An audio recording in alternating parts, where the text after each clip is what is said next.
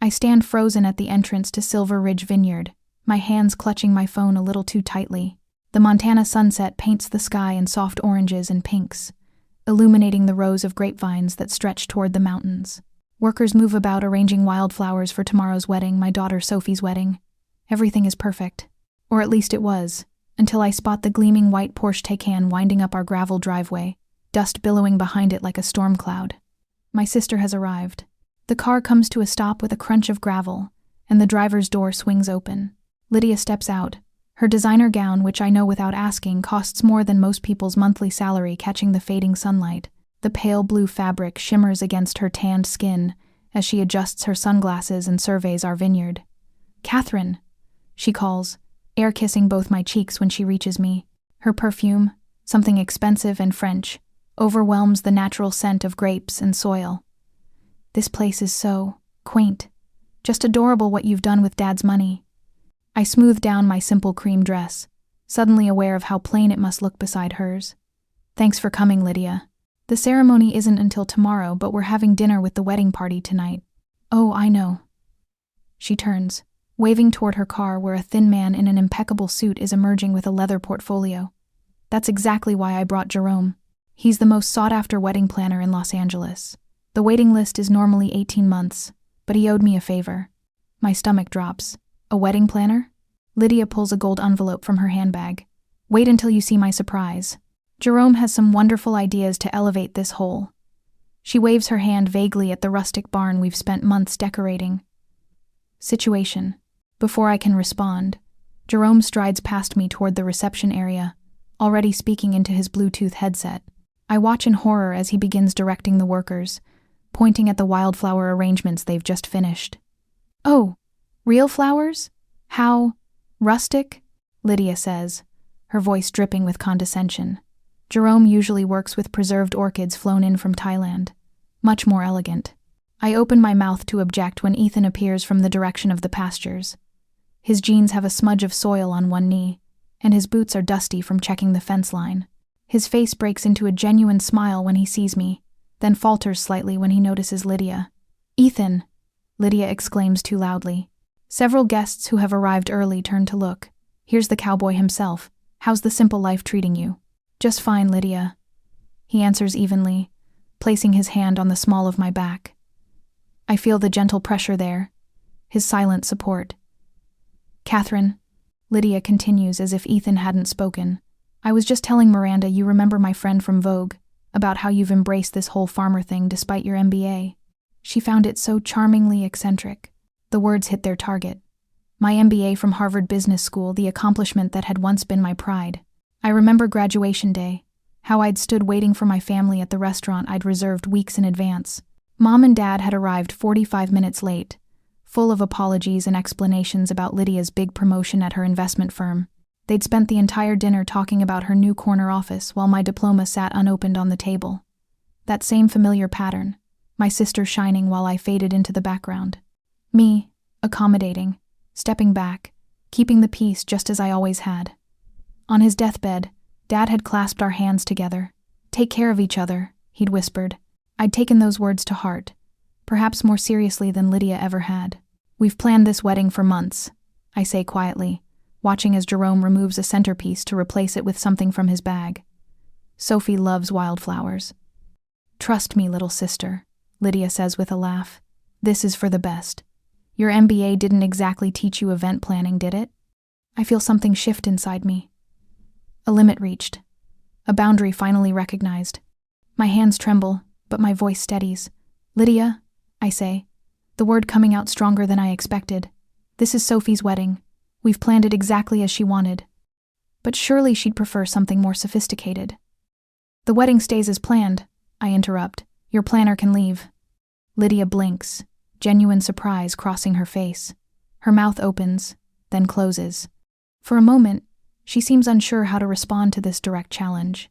"Dad would be so disappointed in what you've become," she finally says, her voice low. "All that education wasted on cows and grapes."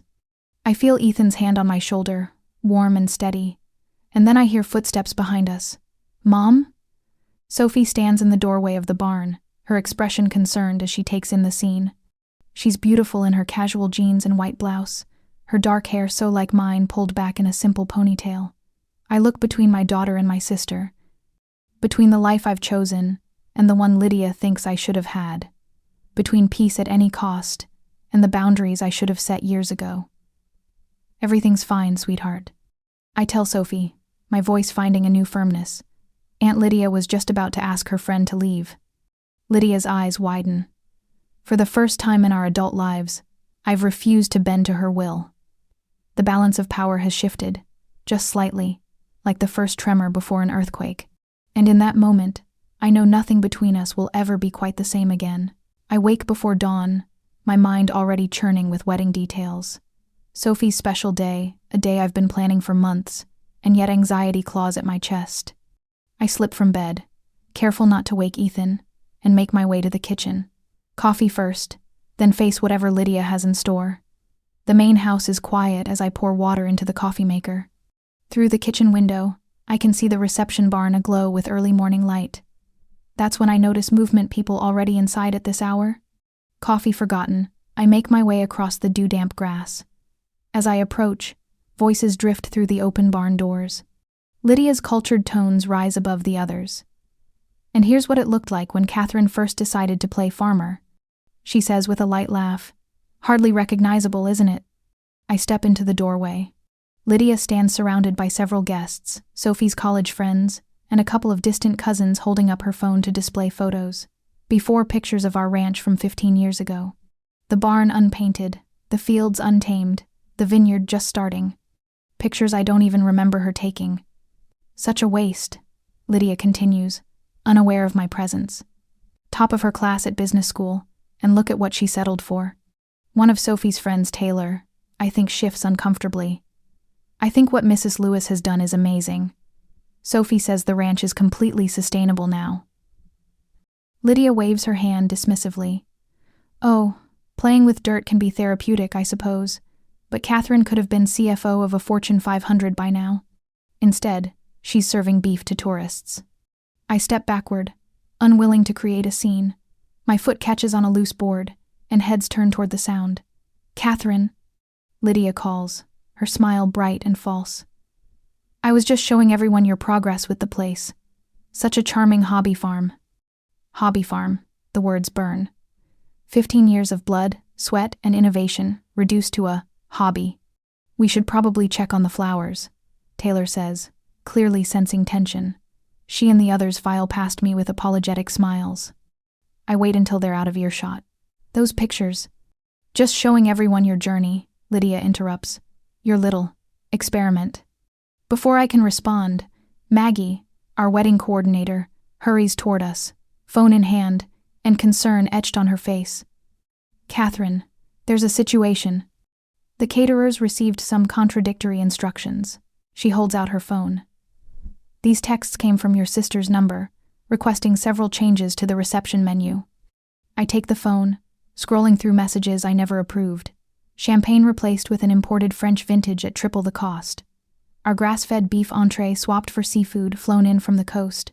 Wine from our own vineyard exchanged for bottles from a trendy California label. I took the liberty of handling some details.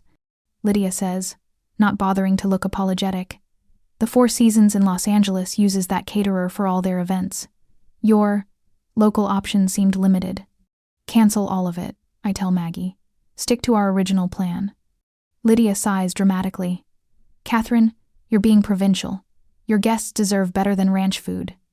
"They're getting the best organic beef in Montana," I reply, my voice steadier than I feel. Maggie excuses herself, and I turn to confront my sister when my phone buzzes. A text from Uncle Robert. "Looking forward to celebrating today. The check is for whatever you need. No need to pay it back. Everyone wants to help during tough times." "What check?" I ask, showing Lydia the message. She examines her manicure. "I may have mentioned to a few relatives that the ranch has been struggling. People want to help, Katherine. It's nothing to be ashamed of." "We're not struggling." My voice rises despite my efforts to stay calm. "The ranch is profitable. We don't need charity." "Of course you say that. Pride has always been your weakness." I'm about to respond when I notice two men in business suits walking the perimeter of our property, stopping occasionally to make notes on tablets. Neither is dressed for a wedding. Who are they? I demand. Lydia glances over her shoulder. Associates of Richard's. Investors. She lowers her voice to a conspiratorial whisper. They're interested in portions of your land. The parts you're not really using. Richard says the southern acreage has excellent development potential. The pieces click into place like a lock tumbling open. The donations. The investors. The subtle undermining of our lifestyle. You're planning something, I say slowly. What exactly are you going to do? Lydia's smile doesn't reach her eyes. Richard and I thought we'd make a little announcement during our toast, a generous offer to take some of this worthless land off your hands. An investment opportunity that could finally give you and Ethan some financial security. The room seems to tilt. All these years, I'd thought Lydia's behavior came from simple sibling rivalry. But this is calculated, targeted. A systematic attempt to dismantle everything we've built. I'm saved from responding by the arrival of more guests. Lydia squeezes my arm, whispering, "It's for your own good, little sister. Dad would have wanted you to have a real career. Not this. Distraction." She glides away to greet the newcomers. Leaving me standing alone in the barn my husband and I renovated with our own hands. I turn to a half-arranged centerpiece and mechanically adjust the wildflowers. Then I stop. My hands fall to my sides.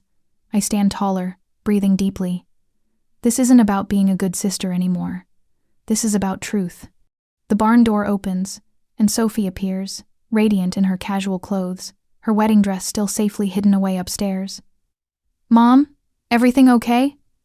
I open my mouth to reassure her, my default response after years of smoothing things over. But the words don't come. "Aunt Lydia tried to convince me to move to California," Sophie says quietly. "Said my talents were wasted here, just like yours." Something shifts inside me. This isn't just about me anymore. This is about the future my daughter has chosen. Our legacy. "I'm proud of our ranch," Sophie continues, her voice fierce. "Don't let her ruin today." I pull her into a hug, inhaling the scent of her shampoo, the same brand I've used for years. "I won't. I promise. Today will be perfect." And it will be, because I've finally realized what needs to be done. I'll let the day unfold as planned, but with contingencies in place. Let Lydia think she's winning for now. Ethan finds me later, his expression grim. "I heard what Lydia's been saying. I've been documenting everything." Our ranch foreman, Jackson, approaches next. "Need me to handle any disruptions, Mrs. Lewis?" he asks, loyalty evident in his weathered face. My best friend Martha arrives, hugging me fiercely. "Just say the word," she whispers. "I'll run interference with Queen Lydia all day if needed." Wilson Hayes, our local banker, arrives early for the ceremony. He pulls me aside with a meaningful look. "Just confirming our meeting Monday at the Four Seasons?" "The partnership paperwork is ready." One by one, my allies appear.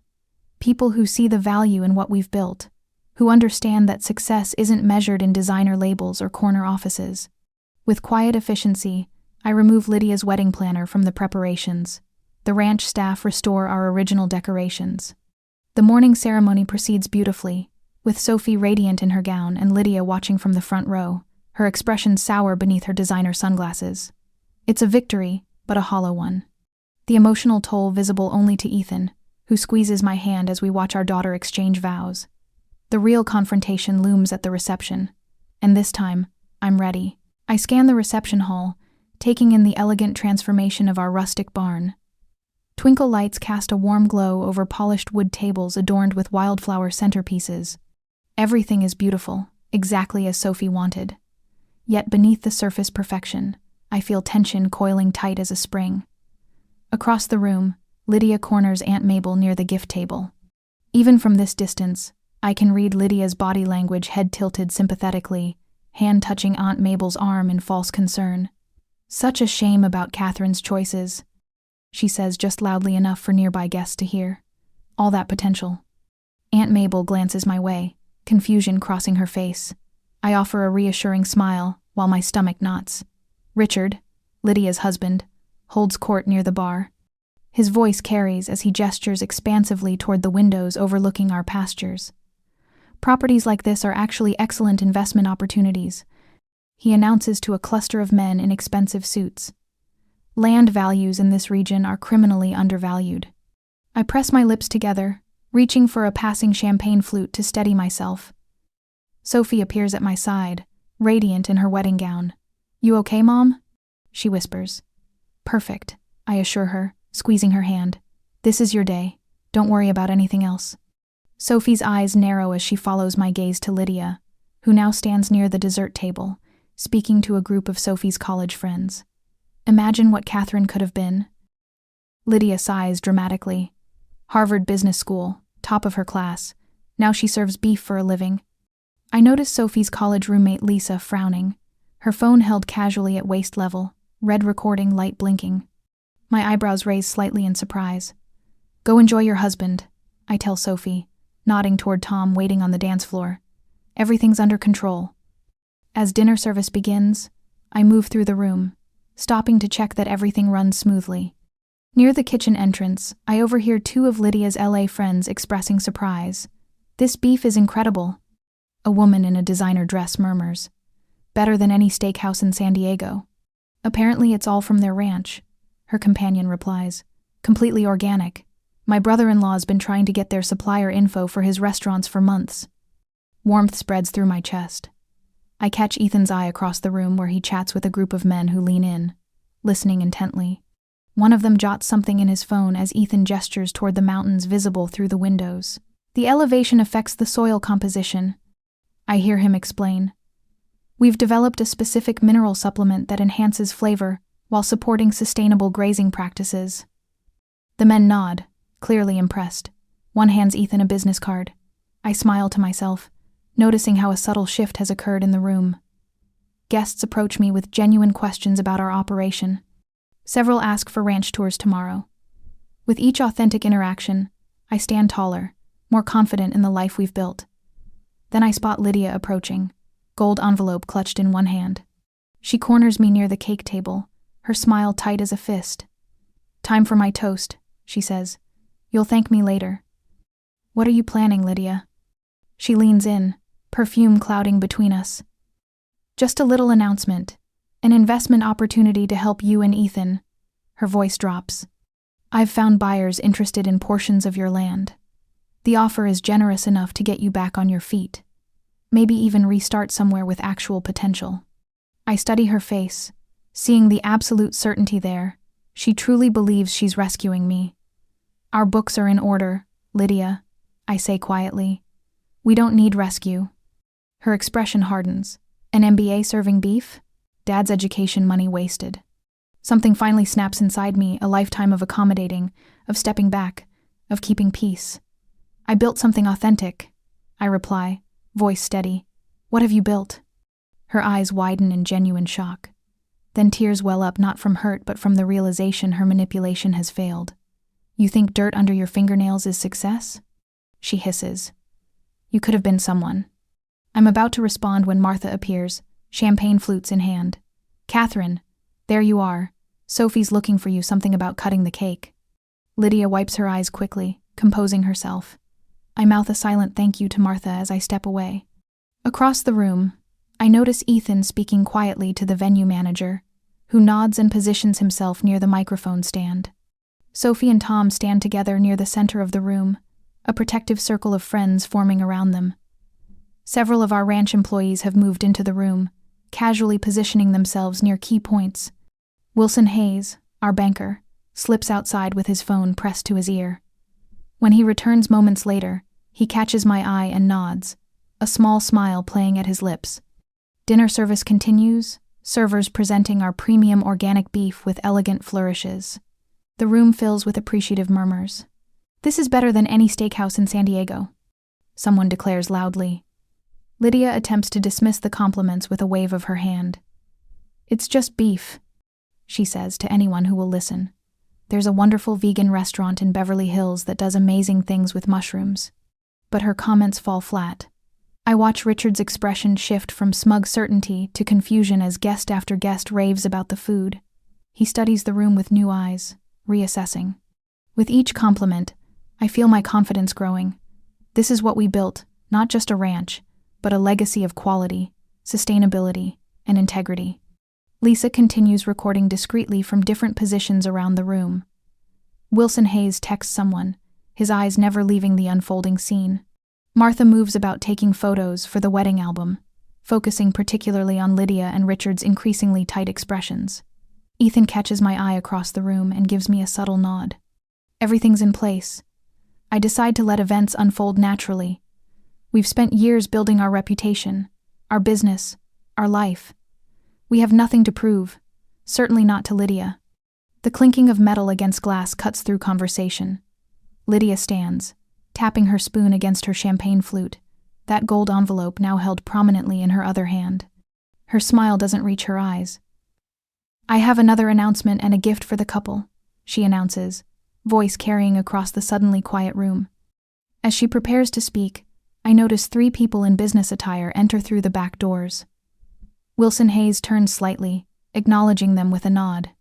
I take a deep breath, smoothing my dress as I stand a little straighter. After years of stepping back, of keeping the peace, of letting Lydia's narrative go unchallenged, I make a different choice. Let's see just how far Lydia will go, I think, watching her raise her glass with that condescending smile firmly in place. The battle lines are drawn, and for once, I'm ready. Ethan catches my eye from across the room and gives me an almost imperceptible nod. We've been waiting for this moment. When Katherine graduated with her MBA, Lydia continues, her smile fixed. We all had such high hopes. A corner office in Boston, perhaps, or a consulting firm in New York. She sighs dramatically. But instead, she chose this. Dirt under her fingernails instead of a manicure. A ripple of uncomfortable murmurs spreads through the guests. Martha, my best friend since high school, shifts in her seat, her fingers tightening around her napkin. Even Sophie's college friends exchange glances, clearly uncomfortable with Lydia's backhanded compliments. I've often wondered what might have been, Lydia says, lifting her glass higher, if Katherine had actually used her education for something substantial. I take a sip of water, keeping my expression neutral, while I make deliberate eye contact with Wilson Hayes. The banker gives me a subtle wink before checking his watch. Lydia reaches for the gold envelope that has been propped against her champagne flute. So, to celebrate both Sophie's wedding and what I hope will be a new chapter for the whole family, Richard and I would like to present the happy couple with this. She withdraws a check with a flourish. A down payment for a real home in Los Angeles, where opportunities actually exist, where Sophie and Tom won't have to waste their potential the way. Shocked gasps ripple through the crowd. Tom's parents exchange alarmed glances while Sophie's shoulders tense visibly. I remain perfectly still, taking another small sip of water while Lydia builds to her crescendo. Which brings me to my other announcement. Lydia continues, clearly mistaking the guests' shock for approval. Richard has brought some business partners today who specialize in helping families like Katherine's escape from situations like this. Richard stands, smooth and confident in his tailored suit. We've analyzed the property values in this region, and while most of this land is, frankly, worthless, especially that northern acreage, we believe we can help find investors willing to take it off your hands. He begins reaching into his jacket pocket for business cards. We've prepared some preliminary offers that would allow Katherine and Ethan to relocate somewhere more suitable while still maintaining a small hobby farm if they insist on keeping animals. Several of Richard's associates begin distributing their cards to nearby tables. One of them, a balding man with an expensive watch, leans toward an elderly couple and whispers something about rescuing family assets. The smugness in their expressions is unmistakable. They believe they've won before the battle has even begun. Ethan and I exchange a glance but remain silent. Our moment is coming. A chair scrapes against the wooden floor as Wilson Hayes stands. "Excuse me," he says, his voice carrying the weight of his 65 years and the respect he commands in this community. "I believe my colleagues have arrived." Lydia turns, confusion flickering across her perfect features. "Ladies and gentlemen," Wilson says, gesturing toward the entrance where 3 people in business attire now stand. "May I introduce Raymond Holt, Vice President of Culinary Partnerships for the Four Seasons Hotels." Mr. Holt, a distinguished man with silver at his temples, steps forward. "I apologize for the interruption, but we simply couldn't miss the opportunity to celebrate with our newest supplier. The timing is too perfect." "Supplier?" Lydia repeats, her voice suddenly small. Yes, Mr. Holt continues with a warm smile directed at me. Lewis Heritage Ranch has just finalized a $3.1 million annual contract to provide sustainable beef and organic produce to 5 of our luxury hotels across the western United States. The room erupts in surprised applause while servers appear with trays of champagne that Ethan had arranged to keep chilled and hidden until exactly this moment. If I may, Mr. Holt says, accepting a glass, I'd like to propose the proper toast to excellence in sustainable agriculture and to the Lewis family, whose business acumen has created a model operation that combines profitability with environmental stewardship. Lydia's mouth opens and closes without sound, the gold envelope dangling forgotten from her fingertips. Sophie steps forward, her wedding dress catching the light as she moves to stand beside me. Many of you know I studied agricultural business at Montana State, she says, her voice steady and proud.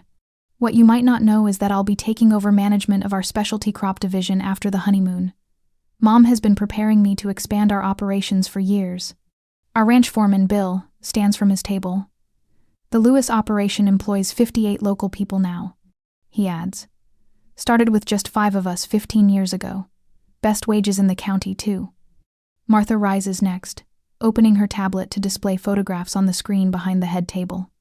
I've documented the transformation of this land, she says, scrolling through images showing our first season the eroded soil, the struggling seedlings contrasted with today's thriving fields and healthy cattle. This wasn't luck. This was strategic planning and innovation. Tom stands beside Sophie, taking her hand. Which is why, he says, looking at his new bride with admiration, I've decided to join the family business after our honeymoon. My engineering degree will help implement the automated irrigation systems Katherine designed last year. Mr. Holt nods approvingly. This is precisely what caught our attention, he says.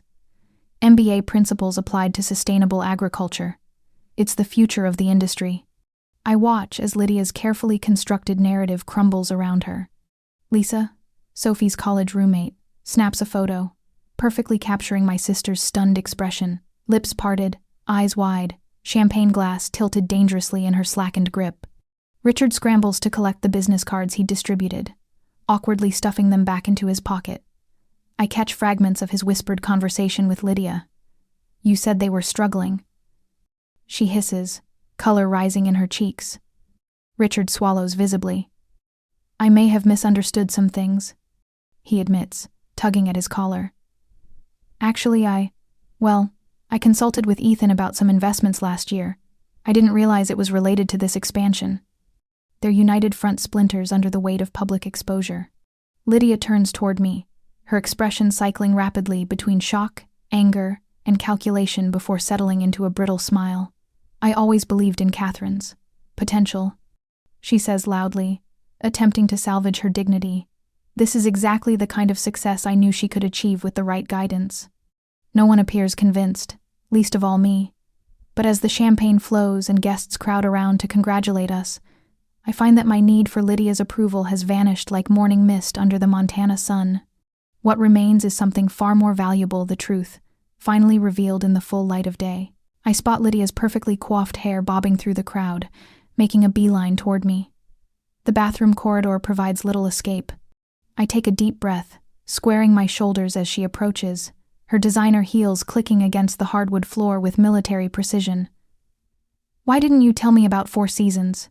Lydia hisses, her voice low but sharp. Her mascara remains immaculate despite the slight redness around her eyes. I would have helped announce it properly. It wasn't finalized until yesterday, I reply, keeping my voice neutral. The half-truth slips out easily. The contract was signed 3 weeks ago, but Wilson arranged the executive's appearance specifically for today. Lydia's perfectly manicured hand lands on my forearm, her grip firmer than necessary. Katherine, you misunderstood my intentions. I was just trying to help you present yourself better. Her smile doesn't reach her eyes. We should announce the partnership together, successful sisters from the Lewis family.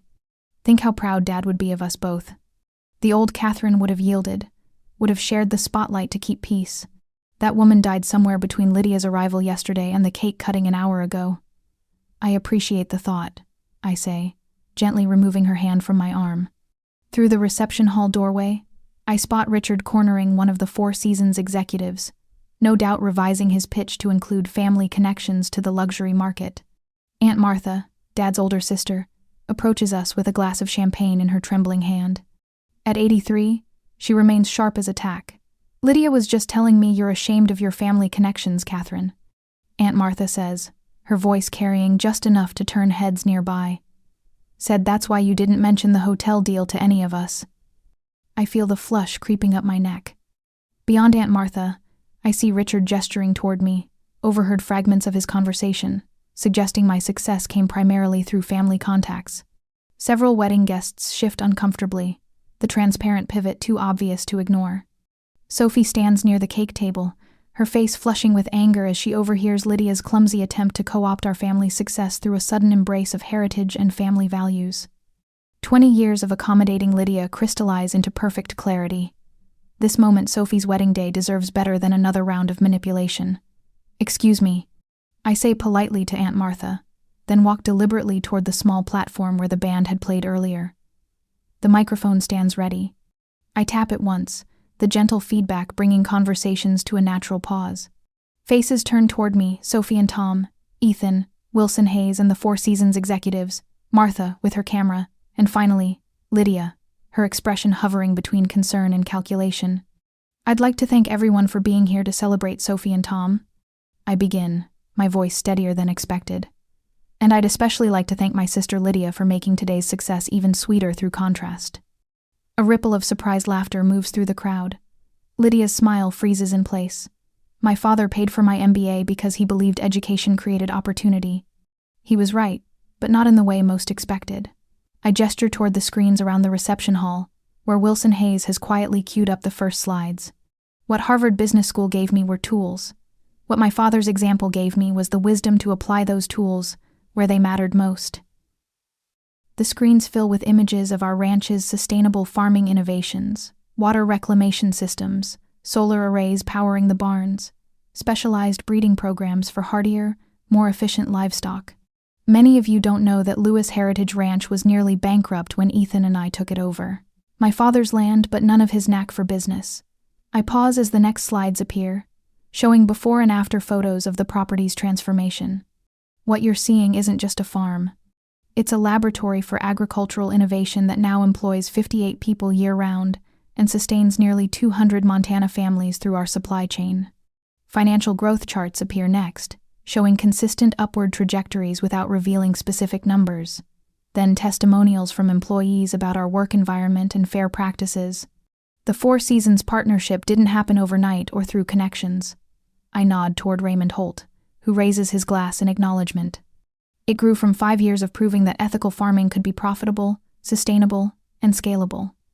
The next slide shows me at agriculture conferences as a featured speaker, followed by the journal article naming Lewis Heritage most innovative agricultural operation in the Northwest. Some of you might have wondered why our daughter Sophie chose an agricultural business degree.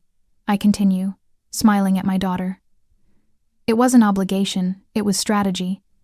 Just as some might not know, Ethan was an agricultural economics professor before he became a rancher. We built this together, deliberately, step by step. The screens switch to data about the ranch's economic impact on our community. I watch faces in the crowd shift from curiosity to genuine respect. "Today, I'm announcing something else," I say, my voice strong now. Lewis Heritage Ranch is establishing a $60,000 agricultural scholarship fund for students who've been discouraged from farming careers. Because success isn't measured in designer labels or zip codes, it's measured in lives improved. The applause starts slowly, then builds into a standing ovation. The Four Seasons executives raise their glasses toward us. Sophie breaks from the crowd to embrace me, her whispered, "I love you, Mom," worth more than any business deal. Across the room, Lydia stands alone, the crowd having migrated away from her corner. Even Richard has abandoned her side to approach Ethan, notepad in hand, quietly asking about investment advice. I make my way through well-wishers, accepting congratulations with genuine gratitude until I reach Lydia.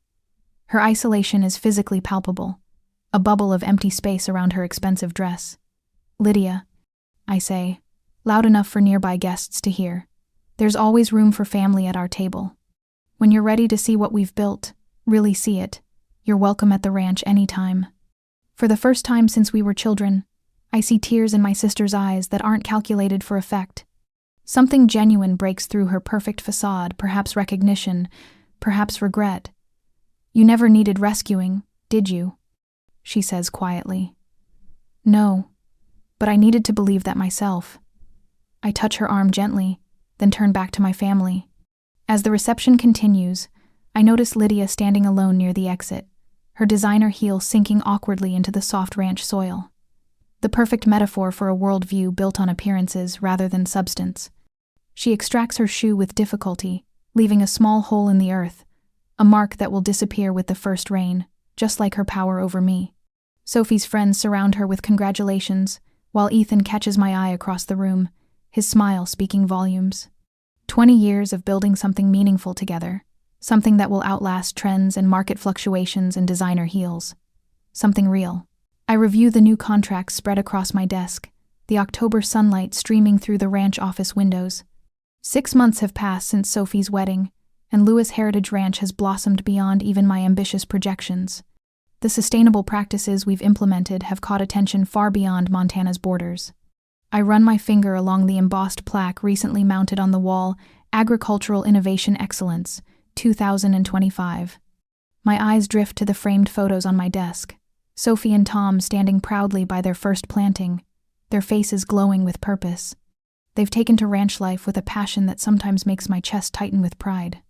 I've found a peace here I never knew was possible, a sense of purpose that feels like coming home to myself after years of doubting my path. The mail delivery notification pings on my phone. I gather the contracts into a neat stack and head outside, breathing in the crisp autumn air. The ranch spreads before me, fields ready for harvest, cattle grazing on distant hills, workers calling cheerful greetings as they finish their day. This land speaks a language I've grown to understand, one of patience and persistence. Among the stack of envelopes, a cream-colored one catches my eye. The return address makes my fingers pause. Lydia Cole, Beverly Hills. The first contact since Sophie's wedding. I settle onto the porch swing, watching the sun begin its descent toward the mountains as I open the letter. Lydia's familiar handwriting flows across expensive stationery. Katherine. I find myself in an unexpected position. My company has collapsed under the weight of poor management decisions and considerable debt. The legal costs alone are overwhelming. The letter continues with explanations and justifications before arriving at its purpose. A request for $60,000 to cover legal expenses, the exact amount I donated to the Agricultural Scholarship Fund. The tone is still dismissive, still assumes I'll drop everything to rescue her, but lacks the former power to make me question my worth. I fold the letter and tuck it into my pocket, watching the workers head home to their families as twilight approaches. The weight of obligation I've carried since childhood doesn't settle on my shoulders as it once would have. Later, I open my journal and write, "Enabling isn't loving. Sometimes love means boundaries." The truth of those words resonates through me as I close the leather cover. This family I've built, this land I've nurtured, the community we've fostered, they deserve my protection, my full presence.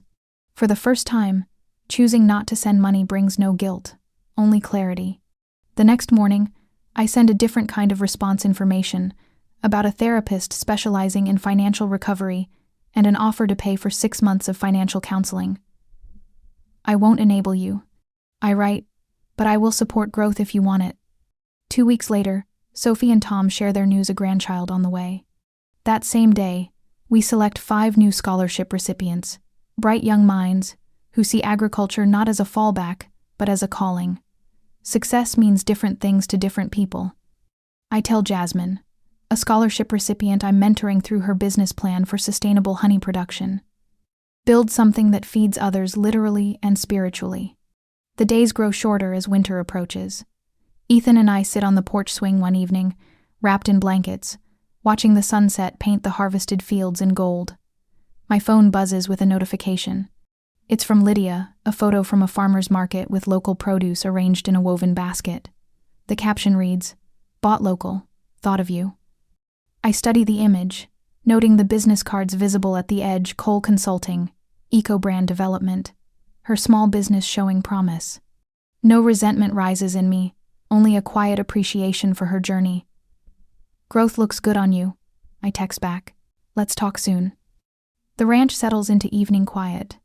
From the kitchen window, I watch workers heading home, their headlights creating a constellation of light moving across the landscape. I open my journal one last time today. It wasn't about proving Lydia wrong. I write. It was about living right.